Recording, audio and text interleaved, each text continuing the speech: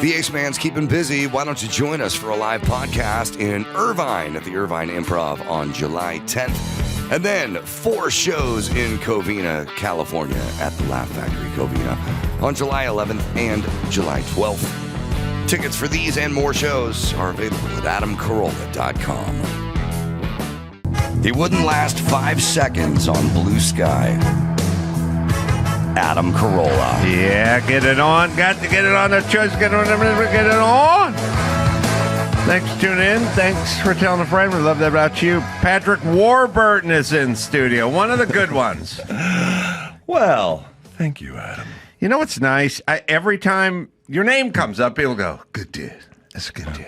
That's a good guy. And I think they mean it. And it's not that hard to achieve, but yet so many squander that title, right?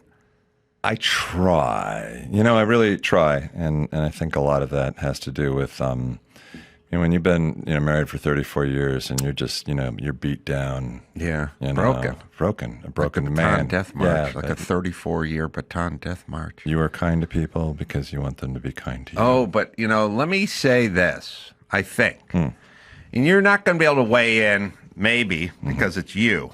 Yeah. But I think there's this element. You ready? Yeah. When you're tall as a male, this is universal. This is both, male and female. You ready? Yeah. When you're tall and you have good proportions and you're attractive and you're well-built, we factor that in because we're like, that guy should be a douchebag. See, people do it with Clooney. Like they'll go, Clooney, nice guy, man. He's such a nice... But really what we're saying is he can be an asshole and he'll still get his dick sucked and he doesn't need you, but he's being sort of cordial anyway. But what I'm saying, Patton Oswalt is just as nice as Clooney, but no one goes, nice guy, because he's a dwarf and nobody's scared of him and nobody wants to fuck him. You see what I'm saying? And you're tall and you're strapping and you're good looking. And so when you're nice, people go, he's a good dude. But they do a little extra. They'll do it with hot chicks. If there's ever a good looking, tall, blonde chick, they'll go, and she's so nice. She's so nice. She's not that nice. She's nice for a hot chick. She's not nice for a dumpy pear-shaped chick. See what I'm saying? Yeah. So you're getting a little extra nice because you're athletic and tall. I guess, but there are those of us, we treat everybody the exact same. Like, I'm not going to, I won't say who this is because, I don't want to nastily throw somebody under the bus, but there was somebody who, I, at one point or another, I go, nice set and was just ignored. And then somebody was, telling her, who I was. And then she's like, oh my God, I'm such a big fan. And then she's really nice. Right. Because they know who that you are at that point, and they didn't before. And I'm just like, that kind of always grosses me out because I treat everybody, we're all the same. Well, let's do it this way. Okay. Let's expand that. Let's make it universal to create a utopia where everyone treats everyone nicely. Yeah. Not once we discover it's the guy from the Family Guy or the guy from Seinfeld or whatever. Yeah. Let's treat this with where you spit your gum out, where you throw your garbage, where you let your dog shit, like just sort of everything. Yes. Which is, if you wouldn't just spit your gum out right in front of your house on the sidewalk, then don't do it 10 miles away on a random sidewalk. True. Just have one mode. If you wouldn't, at your home, if you blew up a burrito in the microwave at home, you would immediately clean it.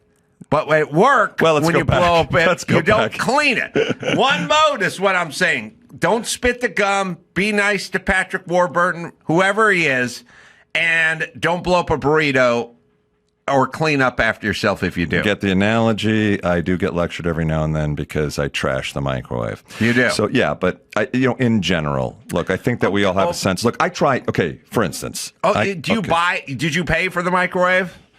Yes. Do you pay for the electricity? I see where you're going, and I love it. Let me just break it down. Yeah. You bought the microwave. Yeah. You pay for the kilowatts that it burns to heat said burrito. How about the cabinetry and the home that it's in? Did you pay for that? And how about the taxes on that home? Yes. But okay. Then you do what the fuck you want with that microwave. That's the world I'm living in. I never have ever held that over to my wife, who's been the homemaker and taking care of our 4 kids who are in great shape because she's such a great mom, and I realize how hard she works doing that. Out of respect. So I've never, ever held that over her. But can I give you another theory? Yeah. I want you to really think hard about this. Okay. I don't know exactly. I've been kicking around my head for a while. There's an old adage, or just it's a bygone theory where men would be intimidated if their woman made more than them. Okay? Every guy I float that theory with goes, "Are you fucking nuts?" I would love it. Right. I would love it. And it's a weird thing because women will go, guys, they couldn't handle it if a woman. I'd be like, are you kidding? I would like 1 month of that situation where you just went out and made more than me. That'd be utopia for me. But I got a theory. My theory is in our current agreement, societal agreement with women in our relationship in 2025, especially living in Southern California and maybe working in the industry we're working in, you could make all the money, as I always have in any relationship I've been in. If I pointed out that I paid for the microwave so you got to clean it, that would make me an ogre, right? Even though I'm not sure why that's our agreement, because if the woman made all the money, she'd be leading you around by the fucking nose hairs the entire time you're in that house. And you do, it would always, look, if the woman made all the money and she said, "I'm in the mood for Thai food tonight," and you went, "I kind of thinking Greek," guess who'd be eating Thai food? And wherever she wanted to go on vacation, if she said, "I want to go to Maui," and you went, "I think we should go to Mexico," you're going to Maui. Whatever. If you're thinking about a car, if Patrick Warburton is thinking about a car and you're like, "I'm looking at the Corvette," then the woman who made all the money would go, "Why don't you go look at a Tesla?" I am not going to go to war with all the dangerous women in this world. You would be. You'll know if I agree just by nodding. You agree. You agree by not. There's no way that the relationship would be, I work all the time, pay for everything, and you just do whatever the fuck you want all the time. Well, no, it wouldn't be that because obviously, it's got to be teamwork, right? So if the woman is making all the work, then you are Mr. Mom. That's it. And you are doing everything there, You're splitting stuff up. When I was married, I'd made all the money, always made all the money. And my wife said, "Let's go look at new cars." And I said, why don't we go look at the Genesis? Genesis is doing a lot of nice stuff. This is several years ago, but Genesis makes a lot of really high-end cars now. And so we went and looked at a Genesis, and it was like $44,000. And she said, "I'll take the Audi for 71." And I said, "Genesis is just as much car." And she said, "Yeah, I'll be driving the Audi." Well, that's a hard argument for you to make, being that you have like 100 cars. And all right, I'm saying if we flip the script, and she made all the money, went out every weekend and worked her fucking ass off, it'd be Genesis or nothing for me. I guess, Adam, but then again, you've got Paul Newman's race car in your garage with a number of other things, right? Yeah, so you know what? I'll take the Audi. You know what I'm saying, Patrick. I know what you're saying. At the same time, I'm going, you're not going to win that one. You're not. I know, but I would argue not winning that one because the other person's unreasonable is not a good society. You're not going to win that fight with that homeless guy. You're not going to get shit smeared on you. Yeah. All right. So Patrick, out doing stand-up. Yeah. Crazy. Yeah. Speaking of the cars, we're at the Reno Car Museum last time. Yeah. And I saw Patrick, and I think you probably surprised people with your stand-up. Yeah. Well, because I never really did it. I started headlining a year ago, and so. It's gone well, but I always felt like I was sort of built for it, and I just started writing and putting things together and going on the road, and the show's built. And so, it's just been a year of touring. I mean, you've been doing this for a while. I started doing this later in life. I'm sure your first year, though, which was how old were you when you started doing the stand-up? I'm sort of have the same semi-trajectory as you because I tried to do it early when there was nothing else to do but an open mic. I mean, I'm talking in the 80s, and there was nothing else to do for me. I didn't see myself auditioning or sitcomming or I didn't figure that out. So I just did open mics, sort of realized that it wasn't really my calling. I didn't feel comfortable. I knew I was not saying what I wanted to say. Yeah. And I knew I was doing my impersonation of a stand-up. And I also knew I was like 21 and just didn't know anything. That's exactly when I did it. And I did it for like 2 months, and then I just split. I ended up going away for 4 months to work on a project, and I never went back. But I always regretted it. I always did regret it, even though it was a unique environment. I then went into improv and sketch, and that's what I did, and then radio and TV and stuff like that. So I didn't really, and then forgot about it. And then at some point, at a later stage in life, like 15 years ago, just kind of got pushed out into doing performing.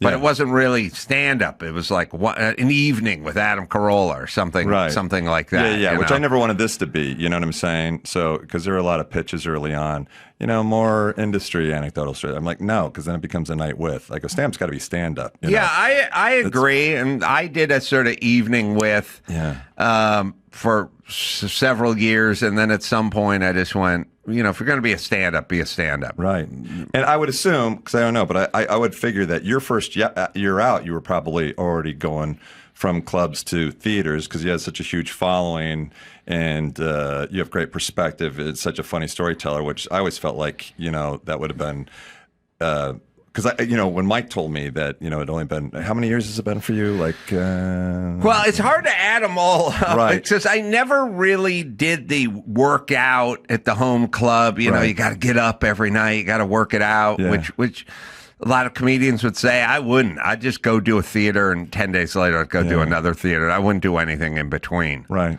And it's really just in the last, I'd say, 5 years that I really started to like focus and think and work out a little bit and craft things and write jokes and not just sort of do crowd work and that kind of stuff. So recent. Yeah.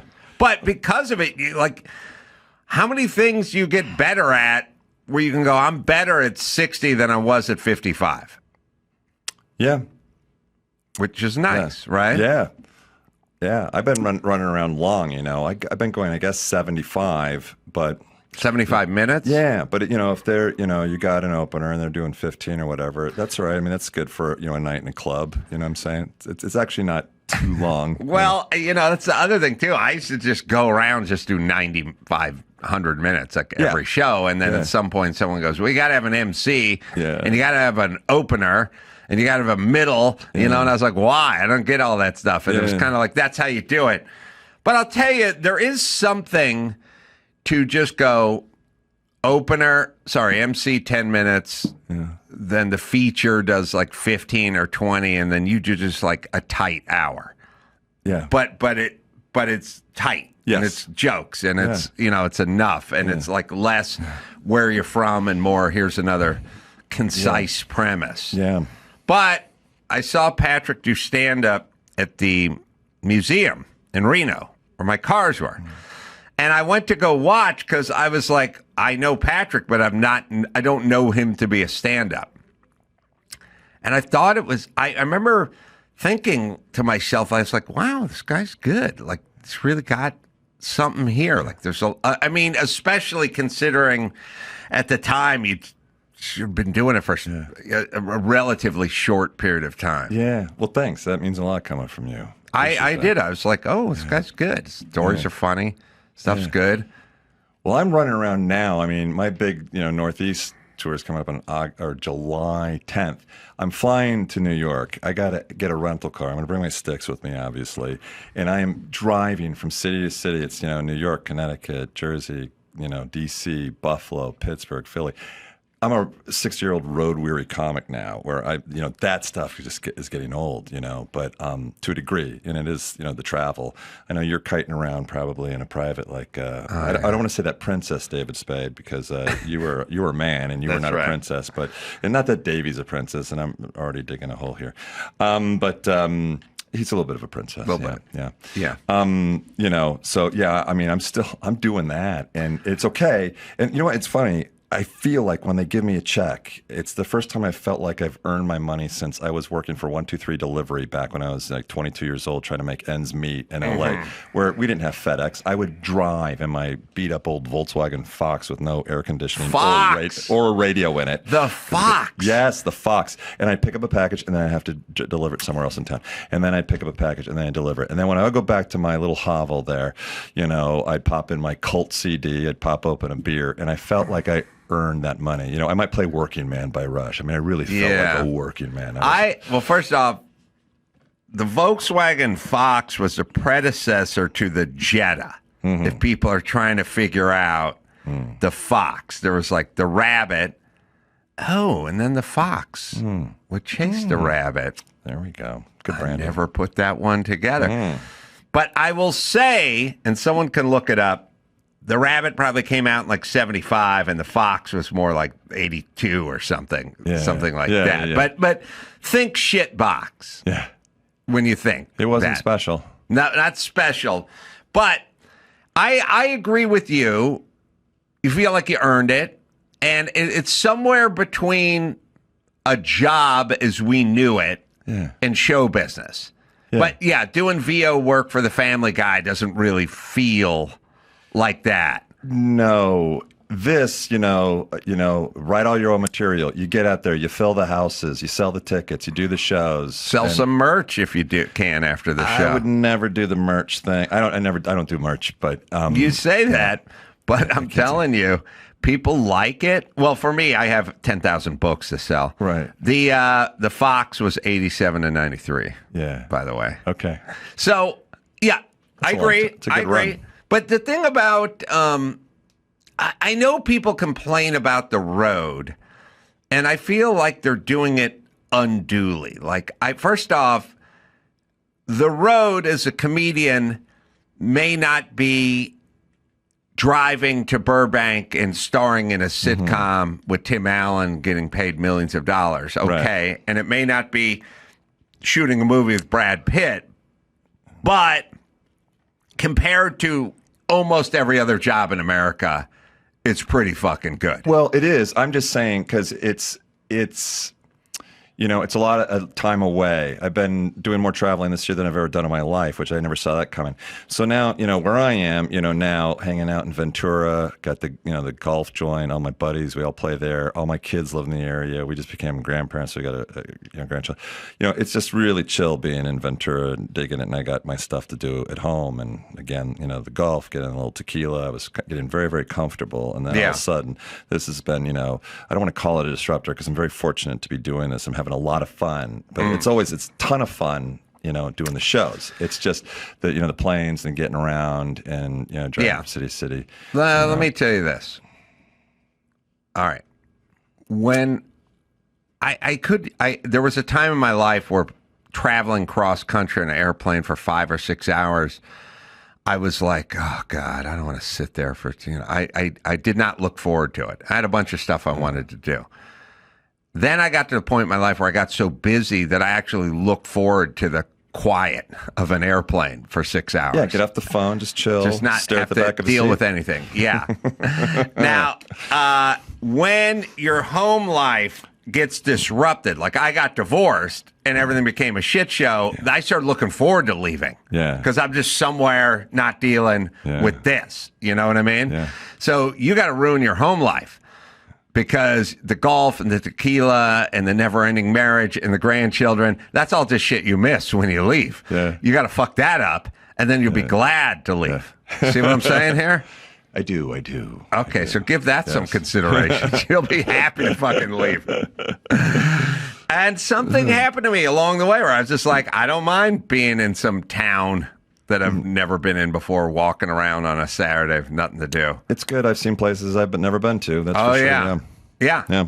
So let me ask you this. I got a theory, and I think you're qualified for this. By the way, Patrick is talking about, and that's why he's in here, our film, When We Went Mad, the unauthorized story of Mad Magazine, which is out on Apple, Amazon, most digital platforms as well. It's really good, and it's got a lot of really good names in it. Patrick does a great job on the VO on it.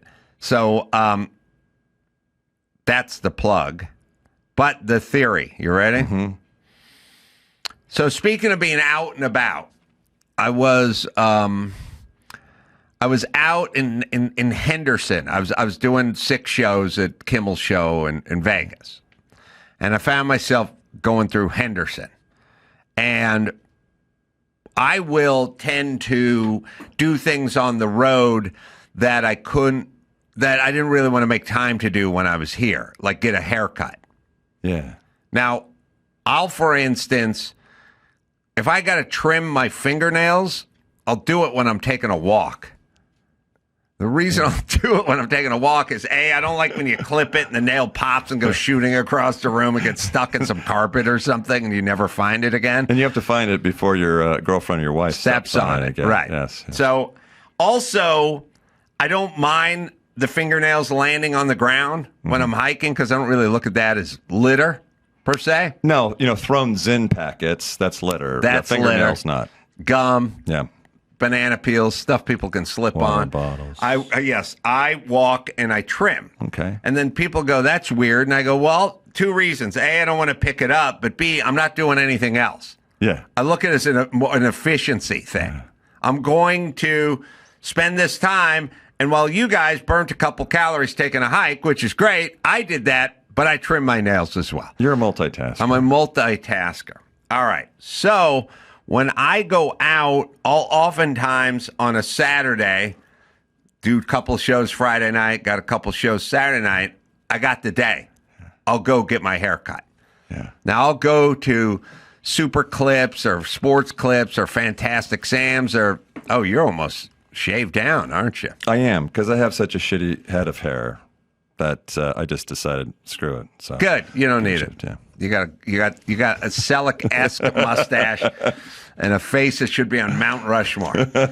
So I pull in to a Sports Clips in Henderson of a strip mall because all I have to do to cut my hair is just drive around. Yeah. I'll show you. It's just a pube. It's a pile of pubes, and I get shorn like a sheep. I wish I had your head of hair. They just go number 2 on the side. And they go. They buzz me like I'm at a pet, like I'm in a pet grooming place. Yeah. That's how they cut my hair. Yeah.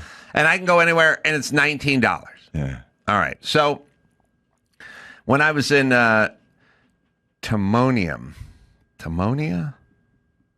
outside of Baltimore. Doing stand-up there. I just walked around and found like a sports cut or whatever. Fantastic Sounds. There's one in $20 haircut. Yeah. This is my second Henderson haircut. Just walk in. Yeah. So there are 3 kids in there when I came walking in with the dad. And the 3 kids were like 6, 9, and 10 or somewhere in that age range. And they all had funky haircuts. And the dad was explaining what they needed. This guy had it real short on the side and long on the back and what have you. And then he's given a dissertation on each kid and their haircut and what he needed and what they wanted as a dad. Now, I sat down and the woman went, what do you want? I said, just shorter. And then she went, what do you want on the back, round or square? I go, I don't know. What is it now? She goes, round. I go, okay. Keep it round or dude square. I'll never see it. It's always behind, Yeah. So this guy's going on this dissertation about the hair. And then I got one of the kids who got in the chair before me. He got there 10 minutes before me. And now I'm done. And he's still putting the final touches on his hair. And he's 10. Mm-hmm. And he's got some 50-year-old gay guy cutting his hair, and the kid's going, no, bring it up a little, take it a little off here, and then bring it down there. The poor guy's, it's $19 a haircut. Mm-hmm. The poor guy's living in Henderson, he's taking orders from a 10-year-old, And I'm like, this is a hassle. And by the way, you're going to carry this all the way through your life, this particular hair thing, getting attached to... Here's what I'm saying. What I'm saying is my grandmother, when she was like 85, had very fine, thin hair. My mom and my grandmother had super thin, fine hair. They weren't bald. They was just very thin and very fine. And at some point, my grandmother's hairstylist moved out of town and relocated to like the Bay Area or something. And one day I was talking to her. She was 83, 84 years old. And she goes, well, I'm flying out to San Francisco to get my hair done. I go, really? Yeah, they're flying out. Yeah, he moved out there, and he's the only one who can do my hair. And I'm like, yeah, him and every fucking buddy else. By the way, you've been married to Grandpa for 50 years. Like, what are you on Tinder now? Like, who gives a fuck? Just get your hair. I'll cut your hair, you know? No, it's very fine, and he does fine hair. And I thought, oh, what a burden. You have to follow this person around. You have to pay a premium. You can't do what I do. You can't just be in Henderson for the afternoon and go into the sports clips at the strip mall, right? It's a bit of a neurosis, I would say. Right. Yeah. You know what I think it is? I think it's narcissism. Because it's my hair. You know, like my grandmother was narcissistic, and she was like, only this guy can cut my hair. Not really willing to admit that you're not that special. These guys don't give a fuck, and you could do it on any corner in North Hollywood where she lived. The good Lord brought him to me years ago, and he is my, yes. Okay, maybe. Now, I wanted to have an intervention for these kids. Because I wanted to go, look, this is a fucking lifetime of you going around and being super finicky about shit, you know. And by the way, I'm sizing you up and your dad up, too. You guys are going to work doing septic tank repair when you're older for $21 an hour. So who gives a fuck about your haircut? Yeah. You see what I'm saying? Yeah. Should I have done it? Sure. Oh, yeah? Well, every now and then I think a dad needs to hear. I was in the gym the other day. If anybody wants to get on a machine, or they always ask, they go, how many more sets do you have? Let's go, do you want to work in? You want to work in? Always give them that option. And, you know, and then, I'm in the gym the other day, and, like, there's this kid, he's, like, 20 years old, and there's only one machine in the gym. And I asked politely, I go, hey, is there any way I could work in? And he goes, I've just got a few more sets. So I get the no. And then he's just sitting on it, just staring at his phone. Really? Oh, yeah. And so I'm back to what waiting. is the machine? I'm back there in the machine. It's like fly, for Pack fly thing. Yeah, something like that. Okay. And then I very politely just go, hey, when somebody's waiting, if you're not going to let them work in, and you're just looking at your phone, it's a little bit rude. And he just goes, I don't care. And I go, whoa! I know you don't care, and that's why I'm just mentioning that to you right now. So I actually want to punch his father more than I want to punch him. You know what I'm saying? Because Dad. None of my boys would behave that way, in this world that some just feel so entitled and just they're just naturally just assholes and just don't know better about dealing, or it's a narcissistic thing perhaps where you don't care about other people. Right. I just don't understand. The dad is one of these dudes where he has like a shaved head but a huge beard, and he's cultivating a look. And he's up there with the poor woman. These women, it's $19 a haircut they're doing. Yes. They're doing 41 haircuts a day. They're on their fucking feet, sweeping up people's hair. First off, God bless them. Always give them it's the only time I tip more than the actual thing I'm tipping on. Yeah. The haircut's $19. I gave her a $22.22 tip just because I just stayed on the two. I didn't feel like lifting my hand up. Remember how I cut my nails when I walk? Yes. Super efficient. Yes. Right? And what's the difference between $20 and 22? 22. Yeah. Change too. I never lift my finger. Yeah. So this guy's up there. And he's like, we have an appointment for my three boys. And the three boys are all just sitting there, like, again, 6, 8, 11, Yeah. And she's like, okay. She's a Egyptian woman. And you can tell she's just fucking hard-working person who came here from a different country and has got the language but still has an accent. Yeah. And he's like, my boys need haircuts, And then she's like, okay. And he's like, Hezekiah wants it short on the side and long on the back, and Zeke wants it. And she goes, I don't know who those people are. Like, I don't know. I haven't memorized the names of your fucking 6-year-old son, you fucking retard, you narcissistic piece of shit who's like calling them by their name like she's committed it to memory.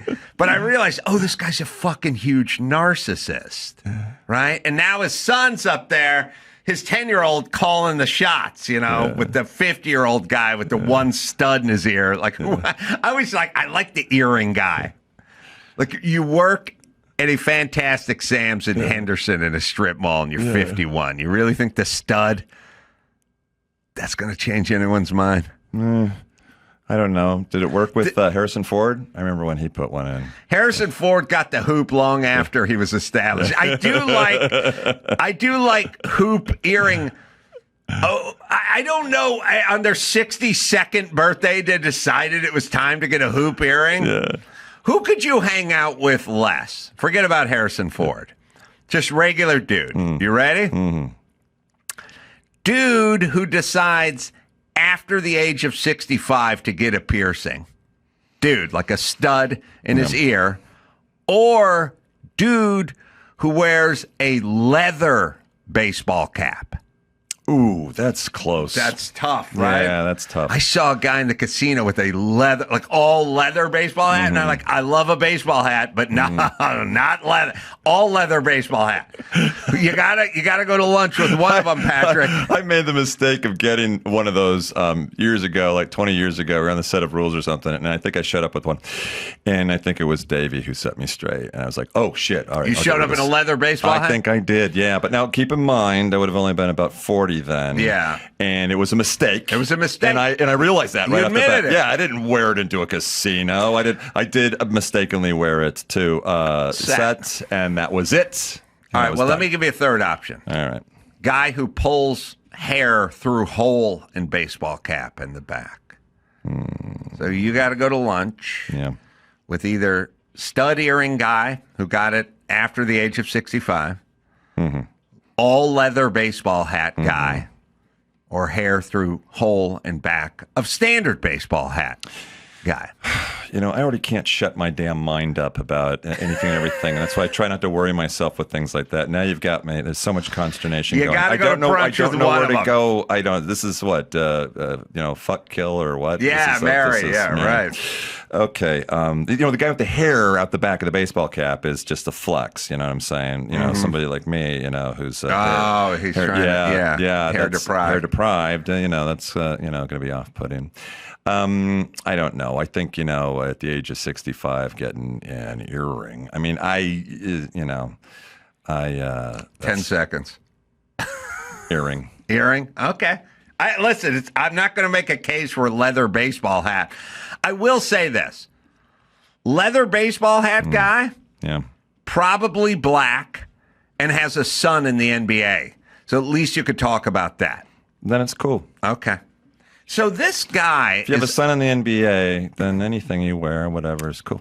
And then you're like, maybe I should. You know what? The leather baseball cap is cool again. Yeah, because he's probably got one of those great outfits. Why do we think the leather baseball cap is uncool?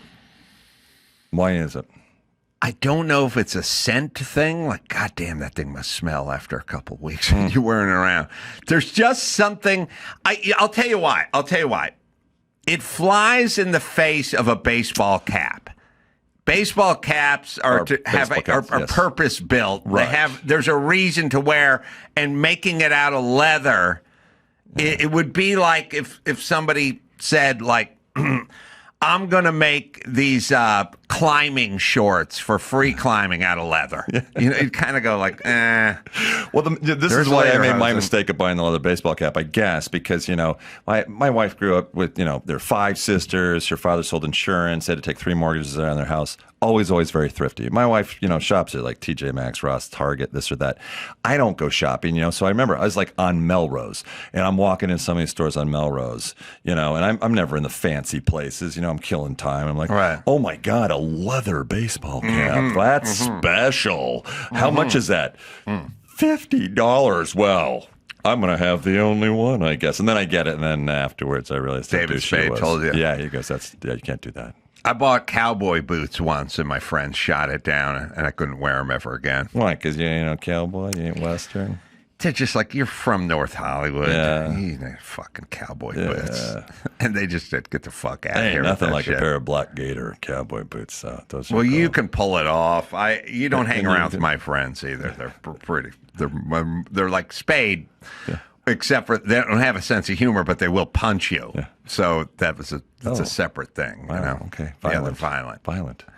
Just to each other. Yes. Not really. A little bit to society, but mostly to each other. Yeah. Mint Mobile. Well, you know what doesn't belong in your epic summer plans? Getting burned by your old wireless bill. Unless you're into that kind of financial torture. I don't think you are. While you're planning beach trips, barbecues, and 3-day weekends, the last thing you need is your phone company sucking the life out of your wallet. That's why I dumped my old plan and switched to Mint Mobile. Same coverage, same speed, but without the surprise. That's right. Here's a bill that'll make you cry. Surprise! None of that anymore. I use Mint Mobile, and you should too. The quality is just as good as the old provider, but I'm saving enough to actually enjoy my summer. Make the switch and let your wireless bill be the last thing you have to worry about. Unless you want to worry about your tan. Instead, that's what you should think about. It's Mint Mobile, right, Dawson? This year, skip breaking a sweat and breaking the bank. Get your summer savings and shop premium wireless plans at mintmobile.com/ACS. That's mintmobile.com/ACS.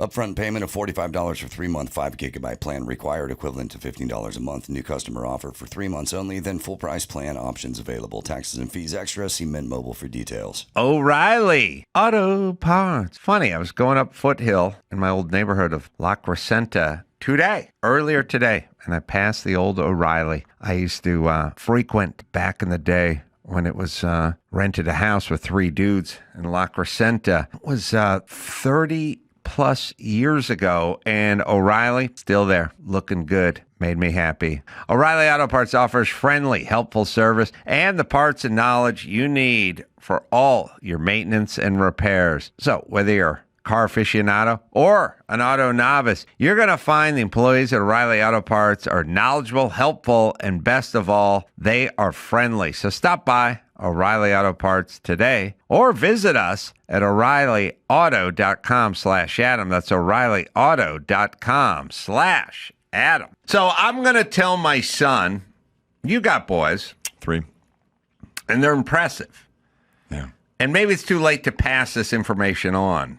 But my words of wisdom will be, do not get particular with your haircut. Go anywhere. It'll all grow back. It's just you.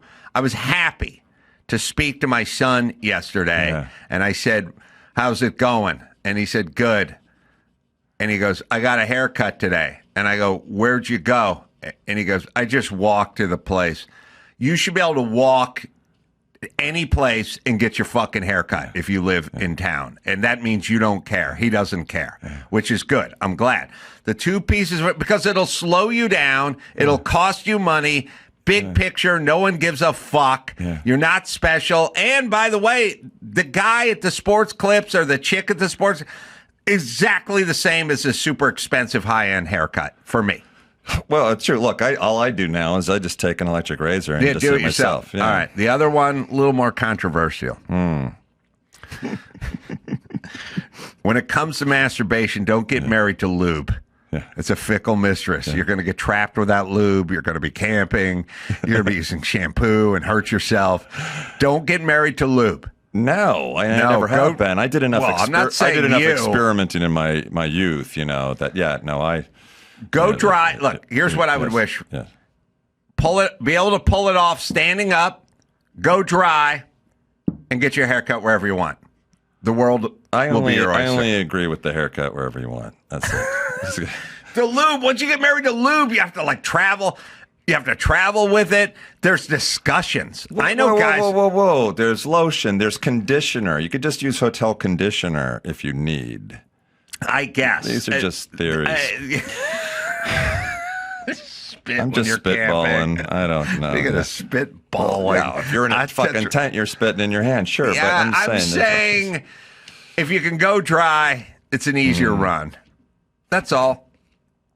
That's rough. That's third world right there. Don't try it. We do not. I would say it's kind of like dipping. It's like when you dip, you have to kind of have your dip cup. It's a little bit of a hassle. Yeah. You don't want to do it on the airplane. No. That's Okay. why Zen rules. Yeah. Or any of the, those All right. nicotine, tobacco-free. Other questions for you. All right. I do like, and I like watching with your stand-up as well. But, your mom's parents' story is so crazy and unlikely that it's just insane. It really is. I mean, the fact that you can be on The Family Guy. What year are you on? 27? What the?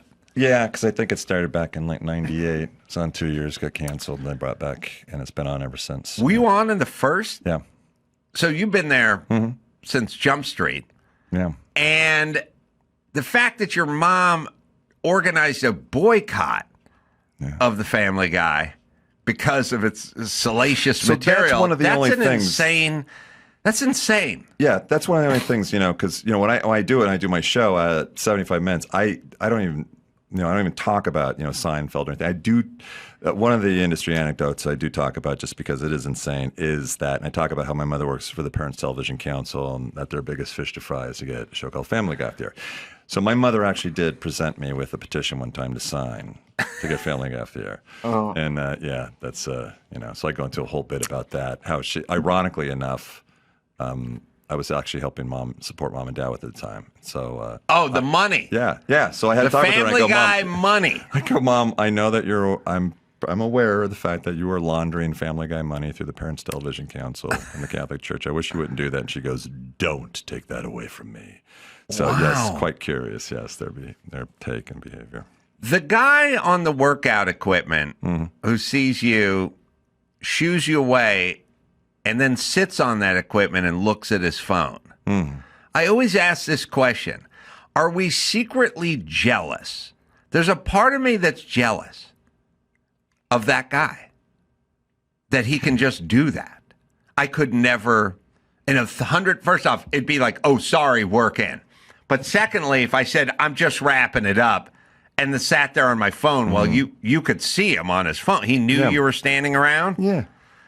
Is there any part of you that's a little jealous? Well, and people go like, "Oh, fuck that douchebag," but I'm like, that notion of like being able to not feel. Well, I'm not jealous because I wouldn't want to walk around this world being, out of tune or so perhaps narcissistic or only concerned about you and not giving a shit about anybody else. It's like, what is the world that one lives in? Now, listen, too, maybe he was just having a bad day, so I'm not going to break it down to that. But guy. You walked up to this apparatus and said, "Can I work in?" But I always do this. I mean, my kids make fun of me. I'll even put my hands together, almost like I'm praying. Like, any chance I could work in with you? You know what I'm saying? It's like, is kind. And he just goes, no.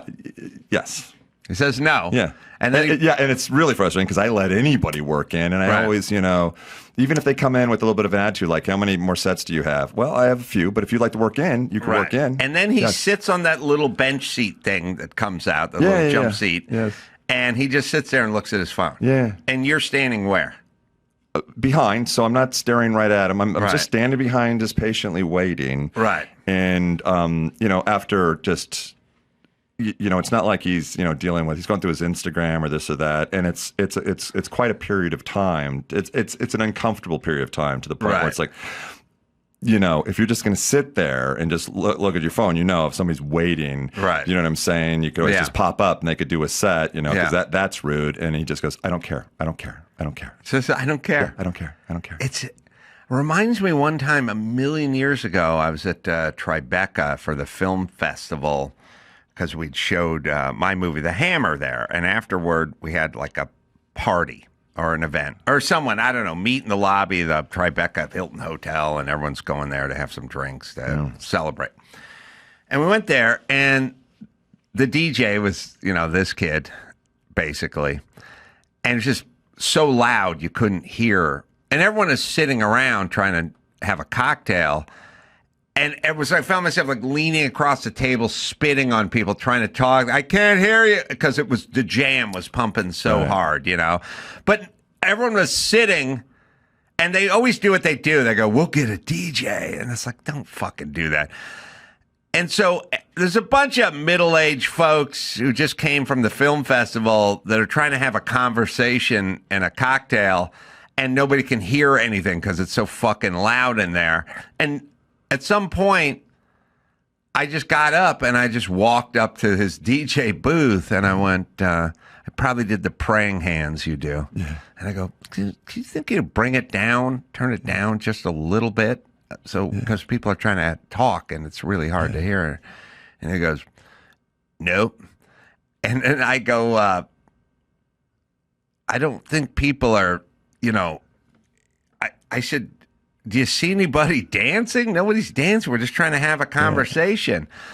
And he goes, yeah, well, so what? And I just went, nobody likes this music. And he goes, I like it.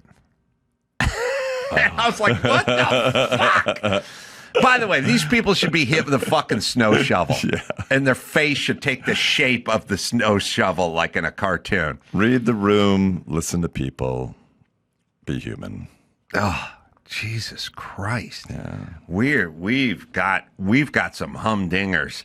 We got some young people. We made a huge tactical error in this country. Yeah. And I've been screaming about it for a million years, where we decided the young people was where it was at. We need that demo. Yeah. What demo? 18 to 34. We got to get them. And I'm like, these people are fucking dumb and they're poor. So fuck them. But what about the demo? Everyone's always like, the kids have so much wisdom. They're going to lead the future. They're fucking narcissistic, retarded pricks who stare at porn all day and eat edibles, and they're fucking worthless pieces of shit. And they have no skill set. But they don't know how to do anything. Fuck them. But they're just not all that way. Like my three boys, they all work really hard. They surround themselves with, they have awesome friends. No, I hang out with, I spend more time hanging out with these young guys. There is a chasm. Yeah. No, they are. Yeah. There's going to be a huge chasm between your sons and the guy at the gym. Yeah. There's going to be a big problem. Yeah. And the folks that are looking for sort of equity and people, what about the folks in the middle? No. There's going to be a group of super achievers and a group of fat, lazy, self-entitled pricks. Yeah. And they're going to slough off, and life's going to suck for them. Yeah. You agree? I agree. Is your son still in this, I don't want to say space program, but you're the one son that was very much interested in that he's world. A pilot, and he's a flight instructor now. He was going to go military, but he got married and just didn't want to have to disappear for 10 years, So he is flying in the area and every day, hours and hours a day. What carriers he fly for?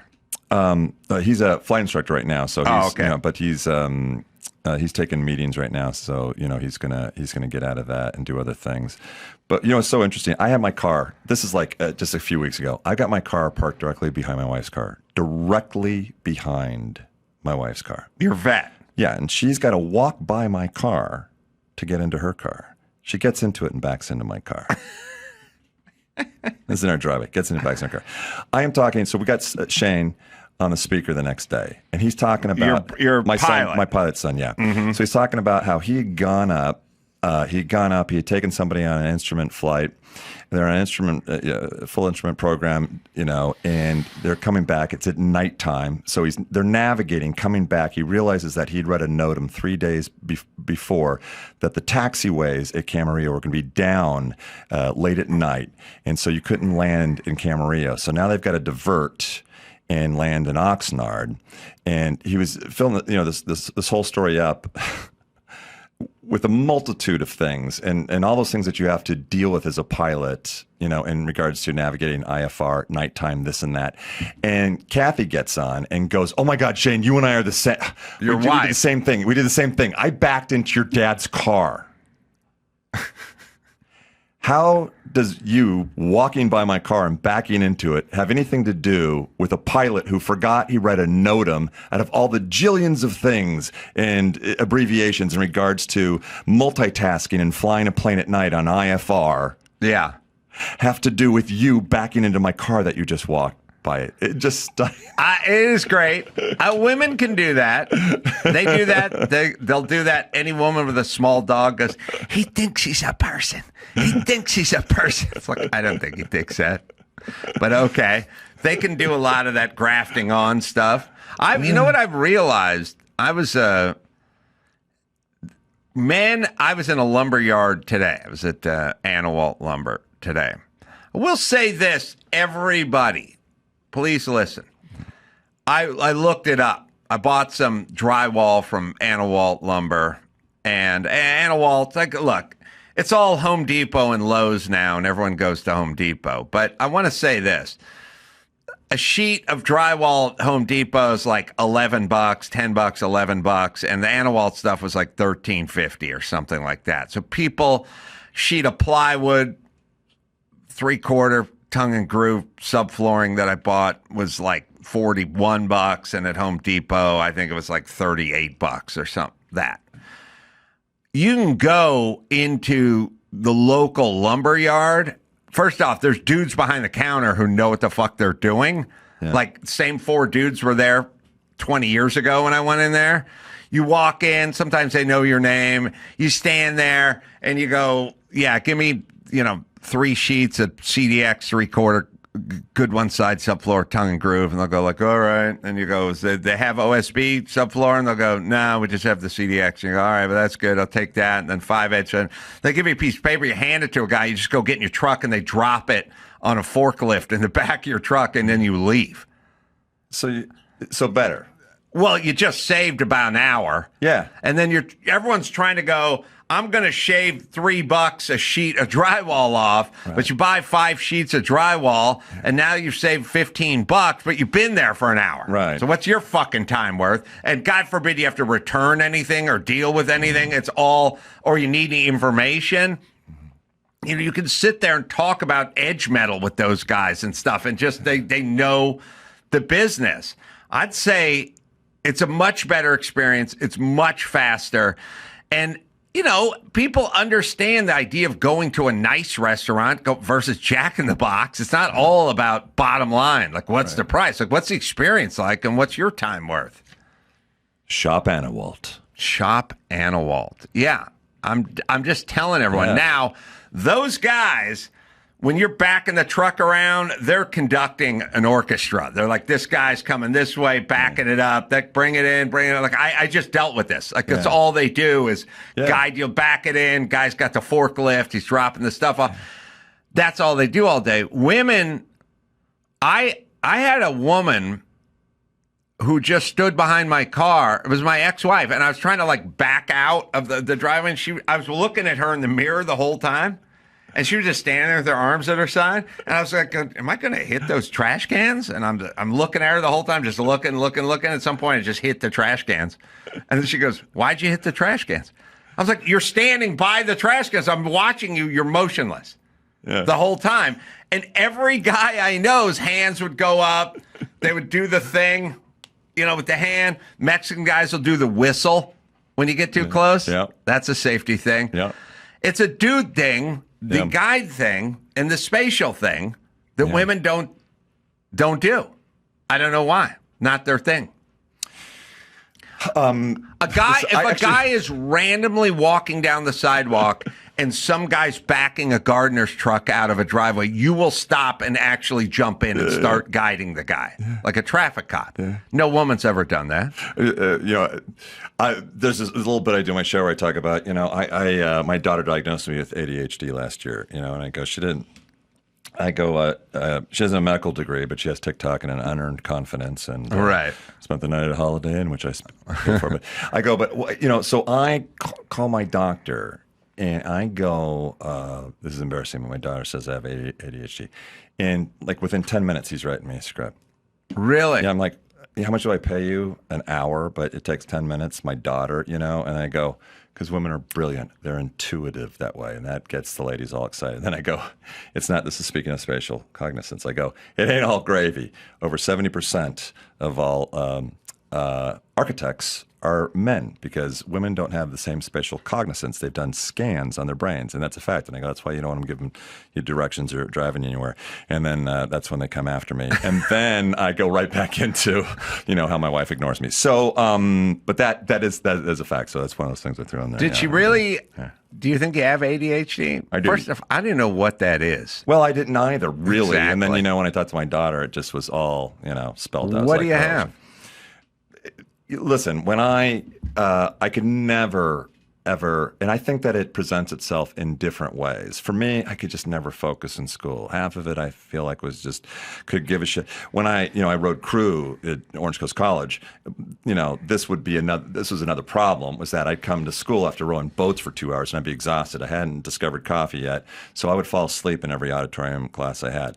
But I just slowly stopped going and sort of fell my way out of the class. But even in high school, I was that way in regards to focus and whatnot. And she goes in the fact that you always need stimulation. You go from your coffee to your Zen all day or whatever, nicotine and stuff like that. And so I just talked about those things with my doc. He's like, "Yeah, you guys you have it, and here's your prescription." Well, first off, is it possible that nobody had ADHD and now everyone has it, or was it undiagnosed? It was undiagnosed, but there's a spectrum for everything. Yeah, I think, there is a spectrum for everything. And the only reason is I don't like this new world order where everyone has something and is taking something for it. I don't either. Look, it obviously wasn't that disruptive for me. I was able to, eke out a career and manage to work and make a living. But there are things that can, actually help. So I'm on, a relatively low dose of Adderall, which I don't take every day, but I do find that it helps with focus and whatnot. I think the coffee and the nicotine and all that stuff is something that we've grown into as a society. Like, we both grew up drinking from a hose, and it wasn't a thing. And I never had anything in my hand. There was never a cup of coffee. There's never an energy drink. There was no Starbucks. There's no anything. I would just sort of leave the house when you're a kid, and that was it. There was a drinking fountain at the park, drinking fountain at the school, and that was it. And then there became this thing where you sort of became like baseball players sitting on the bench. Where's my dip? Where's my seeds? It's like, I don't know. How about you just sit there? I need seeds. Yeah. You really need sunflower seeds? I need something to do. Yeah. It's like, well, how about watching a baseball game or do your fucking job or whatever? Copenhagen, that started with me when I was a junior in high school because all the wrestlers were dirtbags and they all chewed tobacco. So it's like I had to do that to hang. Yeah, I get it. I played baseball, like guys dipped and all that stuff. I'm just saying, I think this thing where I find myself walking around with a bottle of water everywhere I go is unnecessary. I don't need to hydrate. Right. I sit in air conditioning. I drive an automatic car with the windows rolled up and the air blowing. Like, what's with the hydration everywhere? Yeah. It's just a form of habit now. It's just like, where's my stuff? Where's my stuff? Who wants a coffee? Where's my stuff? Who's going to Starbucks? Anyone making a Starbucks run? I'll make a Starbucks run. You know what I mean? It's a little ugly American.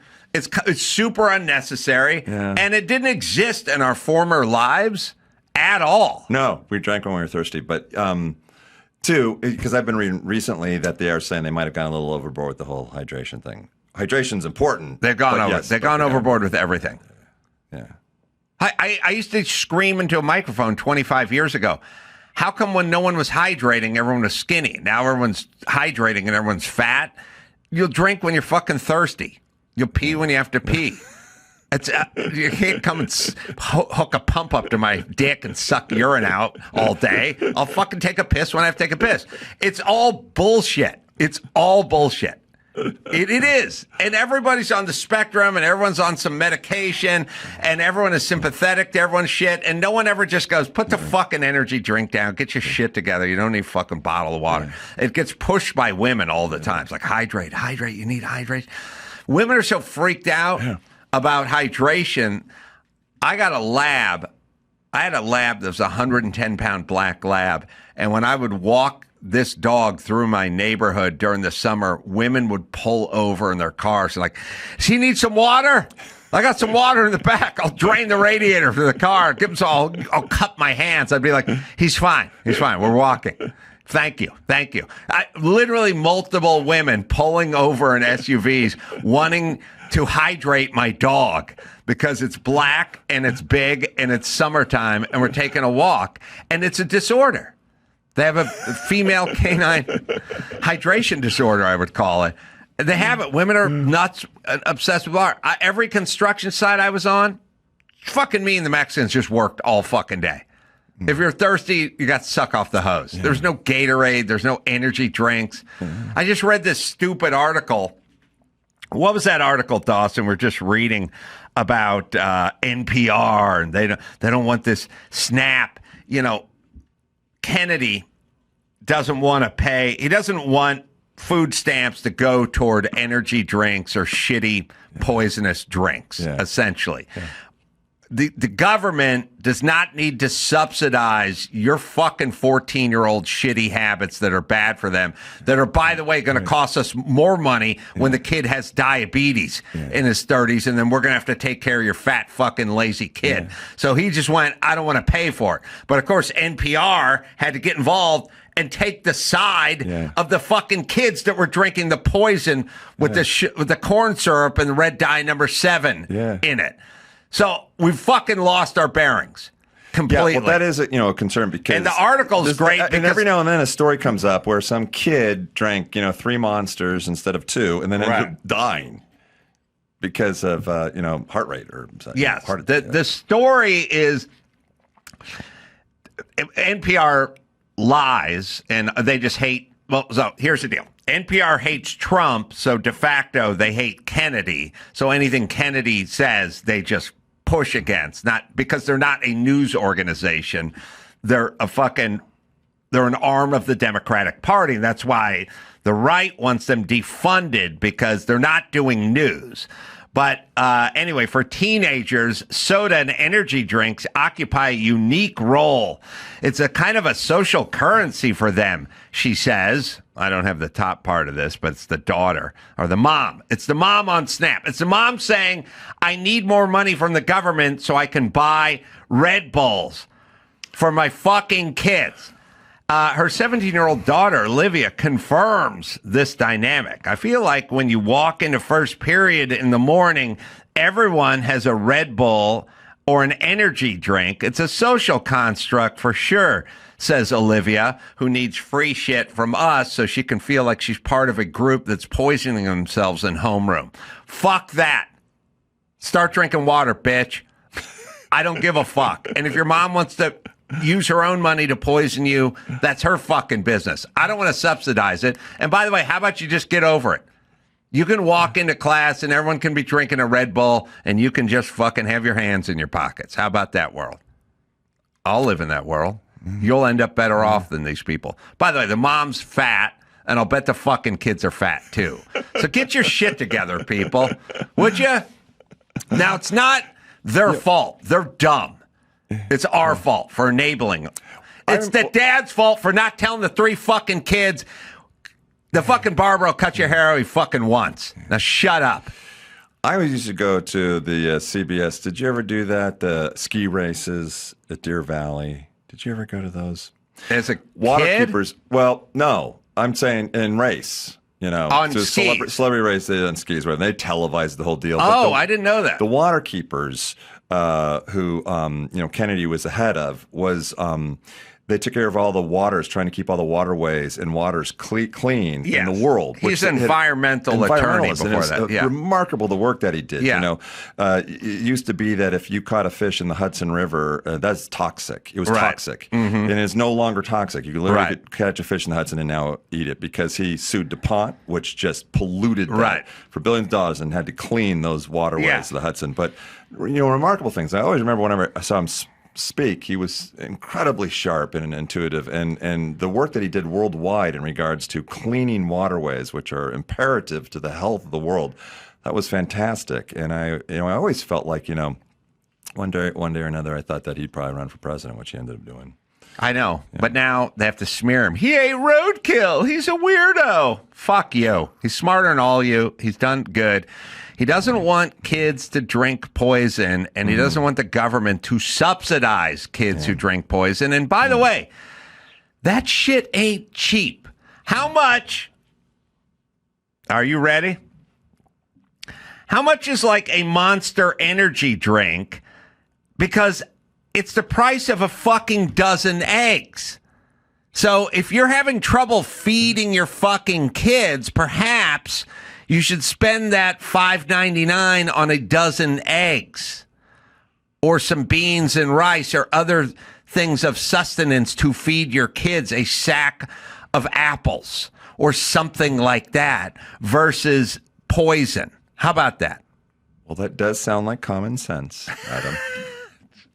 I want to know, what is a dozen eggs in this man's world? Well, Monster Energy drink is $2.49. For a 16-ounce Yes. can? Where's that at? That's 6 eggs. That's what Target is selling it for. Oh, well, you went to the cheapest That's only 6 place eggs. to find Monster Energy drinks. But if you go into a bodega or something. Let me look at all the bodega's websites. Hang on.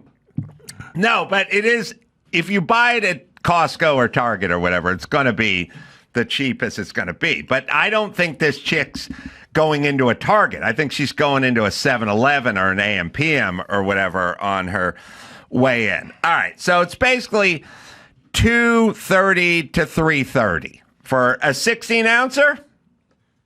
Yes, 16 ounce, $2.49 at Target.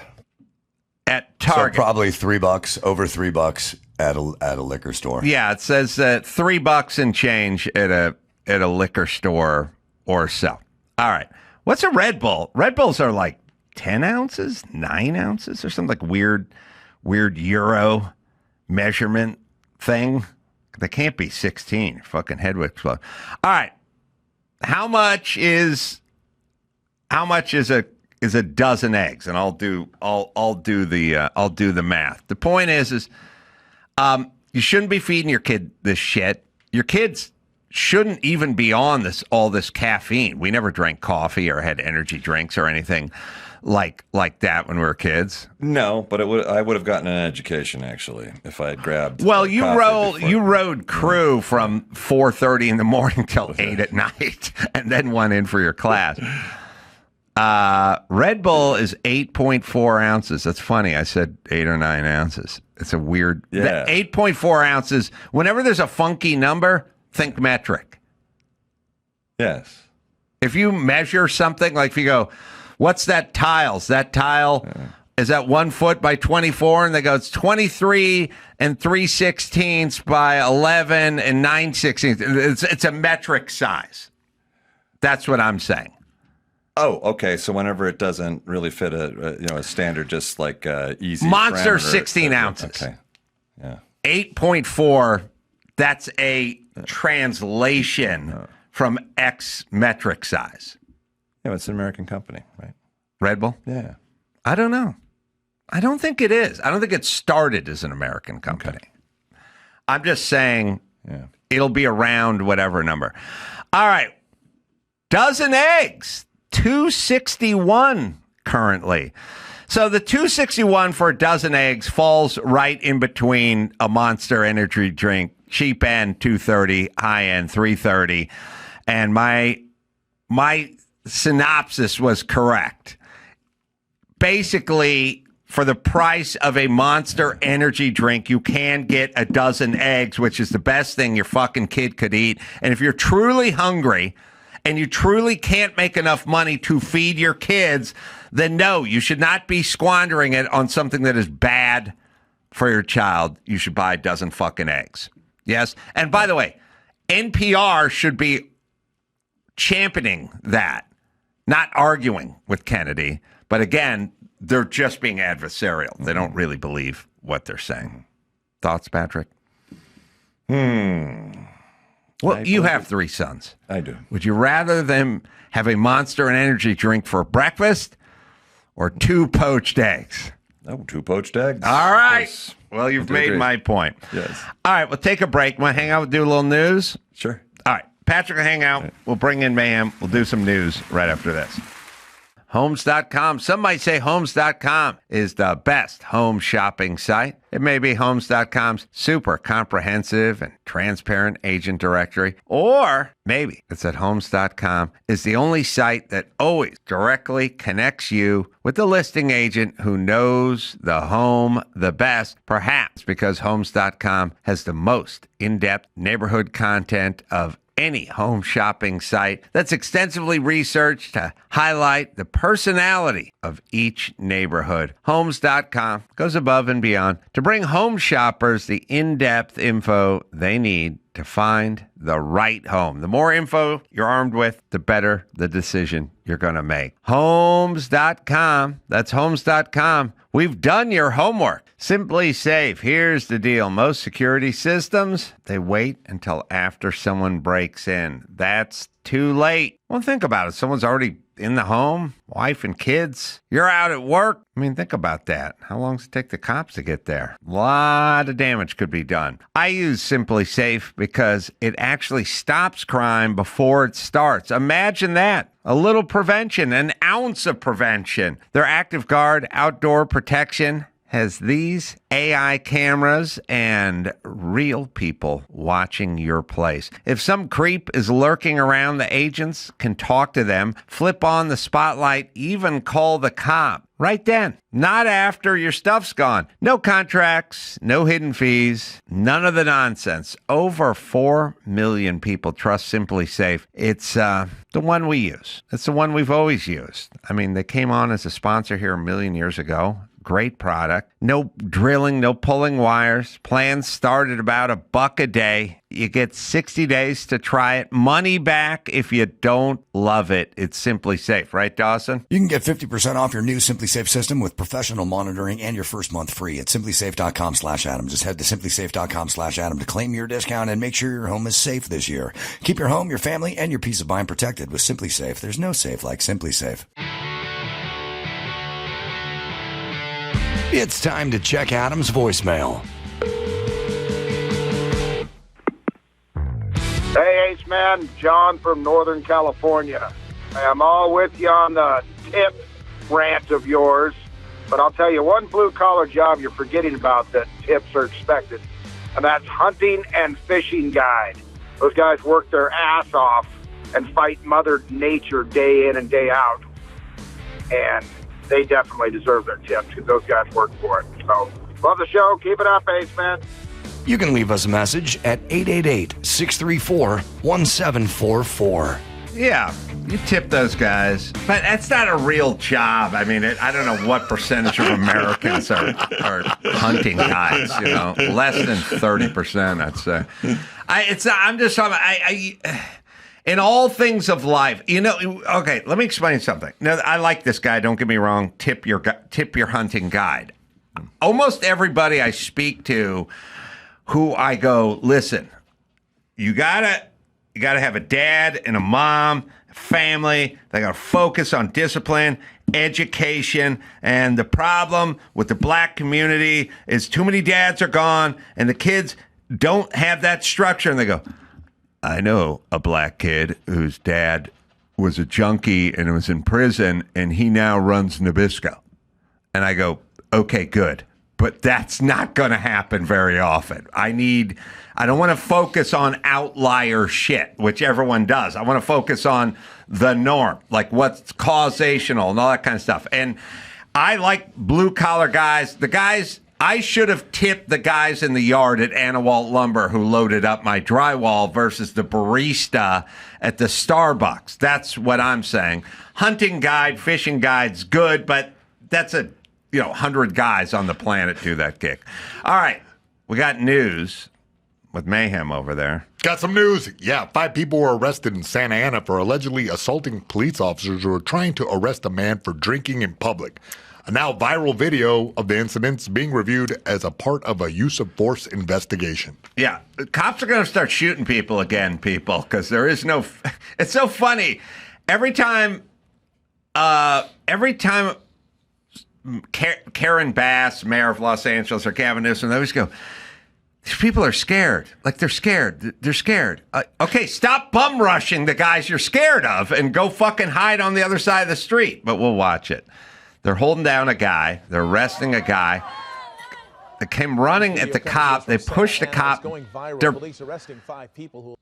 People would never fucking put their hands on cops when I was younger. Well, now they're just fucking trading with them. A little context, this video starts a little bit late. 10 seconds before that, what happened was as they are arresting this man for drinking in public, a lady comes up and puts her hands on the cop, and the cop snatched her to the ground. And then it incited a whole group of people. You know, I get it. Don't put your hands on cops. Yeah. That's it. That's Just a good fucking leave them rule. alone, you assholes. And they know you can't, they know everyone's got a camera and no one can get shot anymore. But start fucking shooting people. Yeah, it looks like he draws down on that guy at the Good. end. We got to shoot somebody in order to clean this up. We need a little Kent State action. Just a little, just or Dayton, Ohio. Yeah, full on, huh? Oh, man. Just shoot 2 people. We don't need to do 4. See, as a martial artist, I'm a little mad about the technique used in this video. This overhand swing was pretty weak, and honestly, this cop right here gasses out immediately. Yeah. There's no training in these guys. I know. They got to get in the room. At least the one guy's trying to. I am telling you the fear. There's 2 fears that we lost. We lost fear of law enforcement and fear of dad. And our society's turned to a piece of shit ever since we stopped fearing dad and law enforcement. And they go, well, why? Do you want the public? Yes, I want them scared. I do. It prevents them from getting shot. Because you may get shot when you go up and start wrestling with cops. Yeah. Also, cops have a gun on them, so they don't really like to wrestle because you can take the gun from them. So anyway, we got to shoot somebody.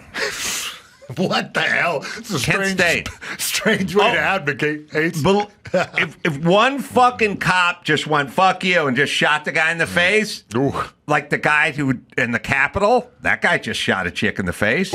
We applaud that, right, fellas? Right? I all like that. No problemo. No problemo with that cop shooting someone in the face. One cop shot in the face, news out, everyone fucking stays home. That's how it works. Got to do it. You know, shortly after the George Floyd tragedy, I remember, just posting because everybody's going after just cops in general, just attacking every single one of them. And I said, look, there's so many of them. They're Hispanic, they're black, they're white, they have families, they have children, they're doing a job trying to, and everybody's like, fuck them all. They're all the same fucking thing. I'm like, I got my ass handed to me, And it's the internet loses nuance. Like they want issue to be very stark contrast to one way or the other. They're also insane, and these people are fucking criminals. I mean, what I mean, here's what I'm saying. When LeBron James gets out there and does all his fucking race hustle, he's ended up getting kids killed by saying the cops are hunting down people or black people or whatever. That causes the struggle. That cop, remember that scene about 4 or 5 years ago? The woman... teenage girl was about to plunge a steak knife into another woman, teenage girl, and the cop shot her. And LeBron started complaining about the cop, not the fucking chick with the steak knife who was trying to gut her friend in a parking lot. I don't know if he walked it back or not, but listen. Okay, let's just do a math. Do we need cops? Do we want cops? Do we need cops? Yeah, okay, yes. All right, we have a society. We've somehow crafted a society where we need cops. Okay, so let's just check. Let's just go in order here. Right. Do we need cops? Yes. Okay, so everyone agrees on that. Yes. All right, if you take cops and you pull them back out of neighborhoods where there's crime, is there more crime or less crime? With less cops or more cops? Well, there'd be more crime if those cops were out there. Okay. Is there such a thing as a bad cop? Yes. Should we try? But they're bad accountants who embezzle. Yes. Yeah, there's bad versions of everything. Should we try to weed them out? Yes. Should we use training? Yes. We should use all. But to demonize cops, just sort of in general, it's insane. Yeah, sort of racist against cops. Yeah. Yeah. Yeah. LeBron James. Oh God. He walked it back? Doxed this guy. Oh, wow. He said, you're next. I mean, first off, cops don't get up in the morning thinking, I'd like to shoot a young female. But if that young female is in the process of gutting another young female and you've yelled stop a few times and they don't seem to be paying any attention, then yes, that's what you do. Now, everybody thinks that real life is like the movies. That's why you get guys watching fights and going, oh, he should have done this or should have done that. But the reality of the situation is when it's life or death, you have to make drastic decisions. Well, let's just put it to you this way. Let's just say you had a young daughter and she's about to have a steak knife plunged into her gut. Yeah. Would you be happy if the cop shot the human being who was holding the steak knife, whatever, male, female, black or white? Was it LeBron? Would you have a daughter? Would you be happy that the cop shot the person who was about to gut her like a trout? Yeah. If the answer is yes, then shut the fuck up, you race hustler. All right, let's lighten it up hustler. a little bit. Hey, should we normalize baby showers for men? No. Some expecting dads think so. And this entire article is pretty much women saying, my husband's coworkers did it when I was pregnant. He came home excited, mainly women. One made a cake and another made an amazing gift basket full of necessities. I will never forget how they included him in the baby excitement, too. All right, here's what I'll sign off on. Patrick, I think you're with me. I decided the other day for Father's Day. I came home on a Sunday. I called my son. I said, it's Father's Day. He said, yeah. I said, what do you want to do? Go to dinner or something? I'm like, no. I want to do what I want to do. And you're doing it with me. And we went to that fucking Home Depot and we spent about 2 hours walking up and down the aisles, putting shit on there. I had him like a mule dragging one of those big carts with plywood and cement sacks on it and drywall. And he's we had like a 2-cart wagon train going. And I was just standing there going, take the 1 cart, go to aisle 11, wait for me there. Then we're going to start stacking up pier blocks.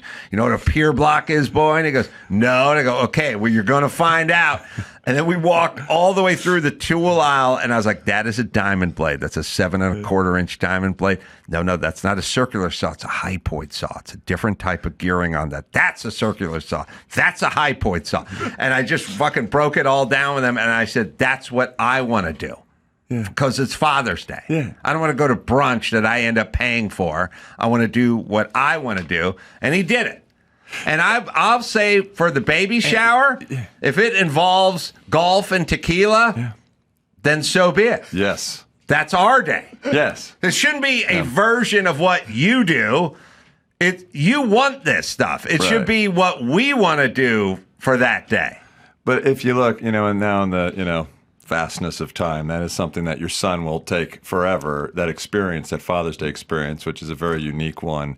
And I think it's going to end up being a much more important one than just all sitting down and having dinner somewhere. I agree. Yeah. He got into it. I broke it down. I was walking down aisles going, that's a joist hanger. That's a Tico clip.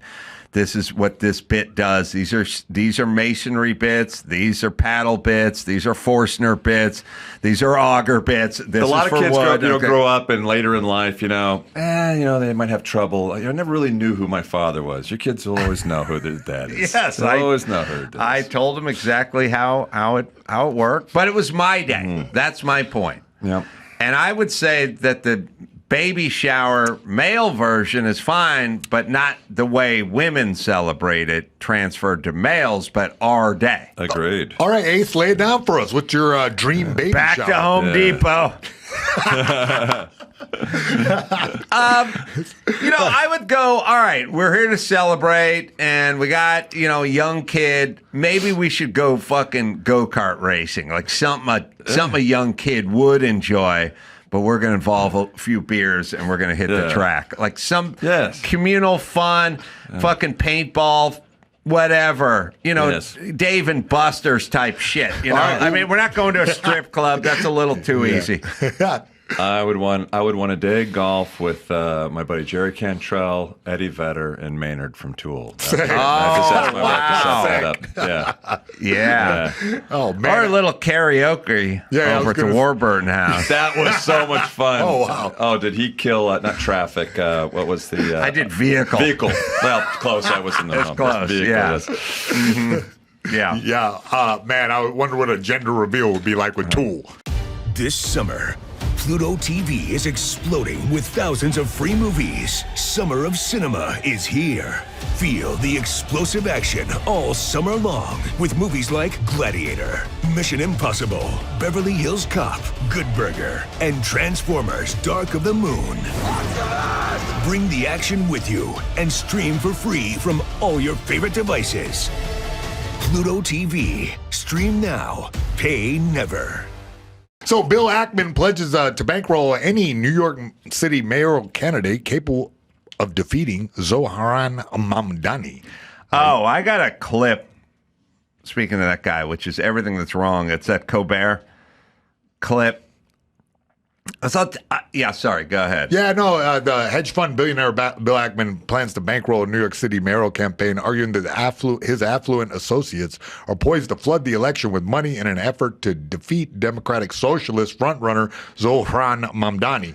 Yeah, well, look, it's all great. I mean, he's going to have free buses and free daycare and government-owned grocery stores where everything's going to be cheap and everything's going to be awesome, except for none of it's ever going to fucking work. Yeah. It's up there with the homeless need to be treated with dignity. No, they need to be fucking rounded up and put somewhere and dry up. That's what they fucking need. Has anyone, look, here's what I'm saying to everyone at every time is if does anyone have a fucking dumb friend they went to high school with, or a ne'er-do-well brother-in-law or something like that? Like the 757th time the guy corners you at a party and goes, "Hey, Patrick, I'm looking for just a little bit of seed money to get an idea off the ground." It's like, how many fucking times do I have to lend you money for you never to pay it back before I start going, maybe this shit ain't going to work?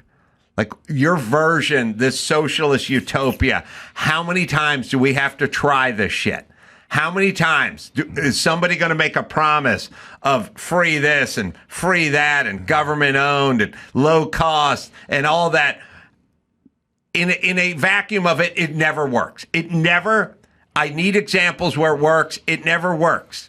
But we're so into the notion of, listen to Colbert's audience. But I'll tell you, it's everything's wrong, because what Colbert does, who's a douche, by the way, Colbert just goes, he just lays the person's, first off, I don't care if they're gay or lesbian or black or white or the first this or the first that. I want competent fucking people running big cities.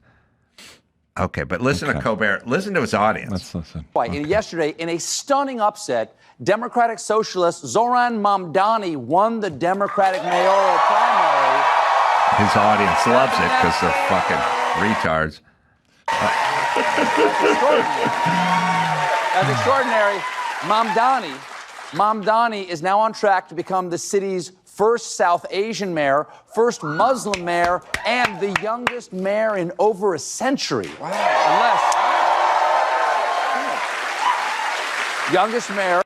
Youngest mayor. Okay, that doesn't mean shit to anybody. That just means no experience. His fucking mom makes films. He's a fucking trust fund baby. He's never had a real job, and he has no fucking real experience. I want an old dude who ran businesses. Yeah. He's the youngest.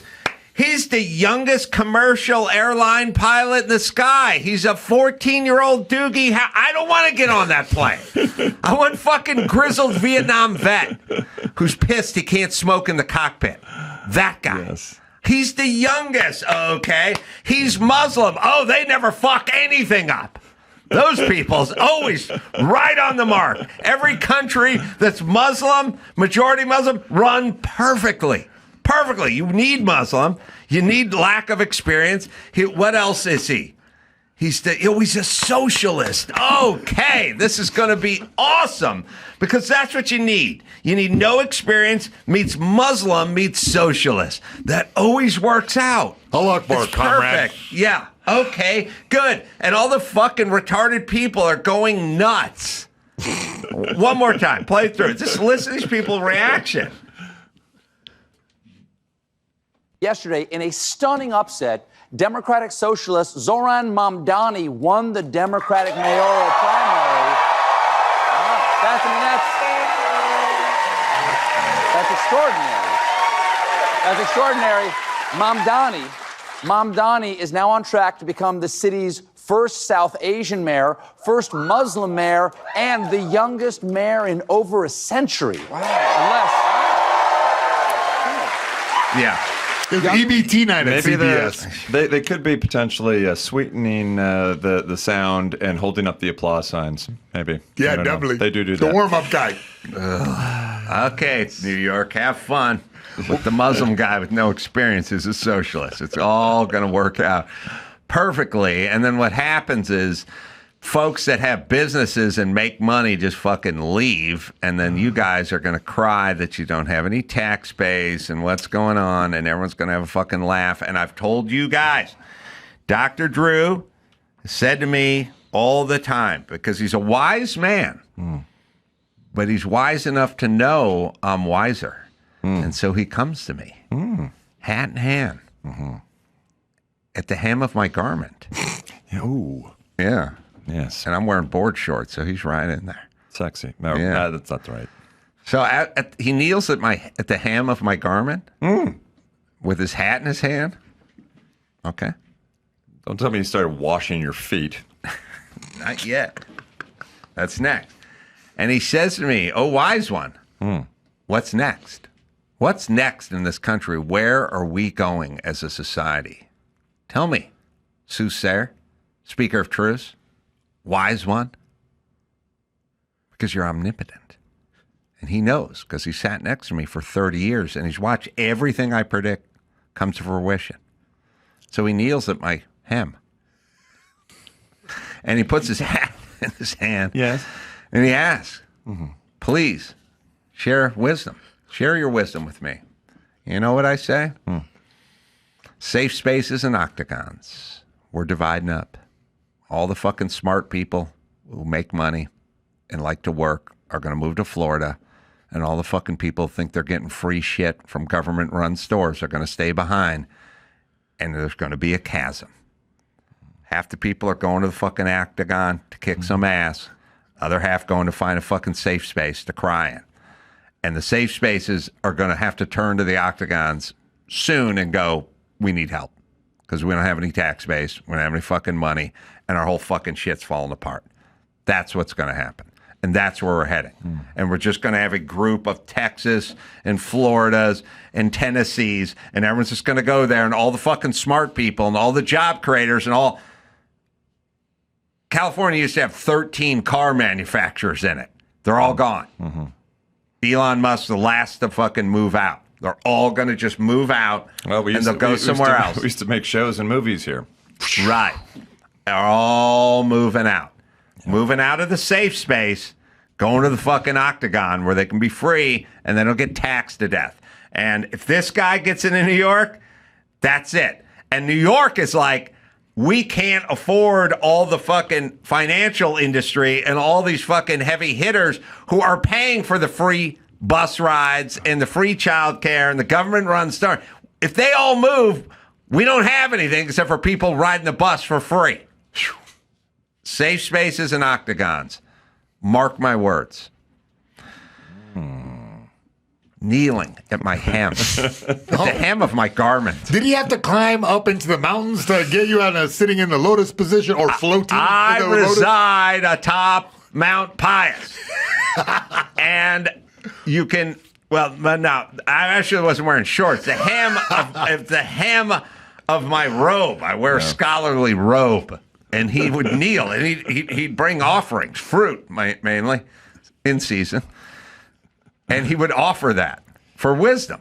And I would share wisdom. And then I would tell him to go back down the mountain and share my wisdom with the villagers. That would be you, the people in the valley. Okay? And he would come up and make another fruit offering, and I would share more wisdom. As he kneeled at my hem. This is a fascinating You know where his story. hat was? Yes, down, right. In his hand. In his hand, yeah. That's right. Go ahead. It wasn't a leather baseball hat. I'll tell you that right now. I have forever I'm kind of, I haven't even voted in years.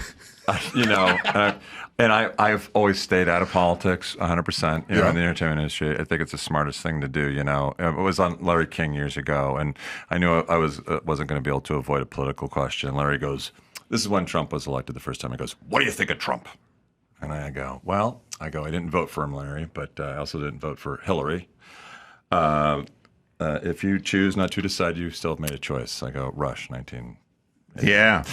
And I go, but I'm rooting for him because he's the president of the United States, so I hope he does a good job. And that was it. And I got out of there unscathed. But really, in the realm of politics, I see so much mess going on right now.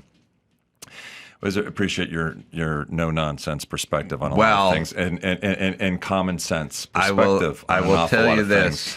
It is an aggravating fucking world that we live in, and it is. And I wish we weren't so polarized, but we are really fucking polarized. You're laughing. Well, I'll back up what you're saying. I will undergird. Yeah. As long as you kneel by him, I will undergird. I will lay out your political strategy perfectly. You're going to want to put that hat in your hand. When is the last time you did VO work for Family Guy?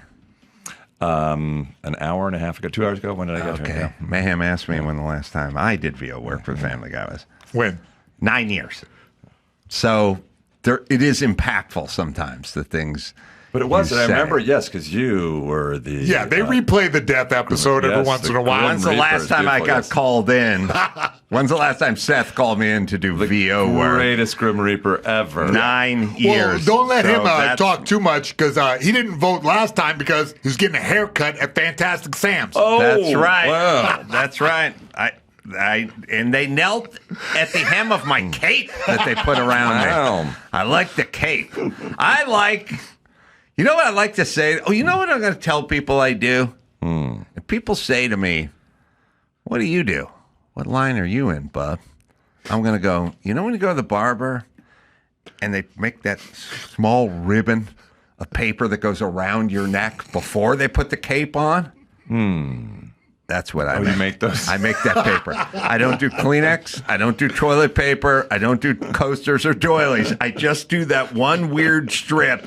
It's 1 3/8 inches wide, and it just goes around your neck. There you go. And then they put the cape around that. And what That's you can my do is business. you can then torture them and explain why the competitors don't do as good a job, and then start breaking down the composite of the one that they put around your neck. Oh, yeah. And just watch them slowly. I'll be like, drift off. And Acme neck wraps use an inferior wood pulp base for their paper product. Well, I didn't know that. Yes, and mine are waxed on both sides. My competitor just waxes one side. They get most of their materials from China, whereas I get my stuff from the USA. So there you go. Of course, we have to charge a little more. It's almost $0.015 per unit, whereas my competitors can come in at under a penny per unit. You've done your research. I got, you want to know my counts? I got Fantastic Sam's. I got Sports Clips. I got Sports Cuts. Those are major vendors. Okay? Here, let me give you a card if you ever need any paper neck wraps. This is why I go to Jamie's Hair when I had hair in Thousand Oaks, because they cost a little bit more. Yeah. But they spend, Yeah, he was a customer. Yeah. Yeah, we used to provide neck wraps for him. Well, we still do. Yeah. He's a good guy. Loyal fan base. My dad started the company several years ago. I used to go to Ricky Martin's barber till he shamed me out of it. Yeah. Now I'll go to whatever Fantastic Sam Sports Clip is in the area. Well, I'm glad he set you straight. Well, set straight is really the operative That is term. All right, Warburton. When We Went Mad is the name of our new doc, unauthorized story of Mad Magazine on Apple, Amazon, most digital platforms, cable providers. Live dates, man. Spokane's coming up at the Comedy Club. I've been there. That'll be June 27th, 28th. Tacoma. I just did that run. It's good. Yeah. Warburton's going, and he's good. Where should people go? To your website? PatrickWarburton.live, I think, is it. I don't know. All right. It is. It's PatrickWarburton.live. It's PatrickWarburton.live. Instagram? Yeah. Patrick Warburton. I'm going to be at the Irvine Improv and Covina Laugh Factory. Just go to AdamCarolla.com for all my live shows. Mayhem, any plugs for you? Yeah, I'm at Mayhem Miller on everything, mayhemnow.com. So, till next time, Adam, for Mayhem and Patrick Warburton saying, mahalo.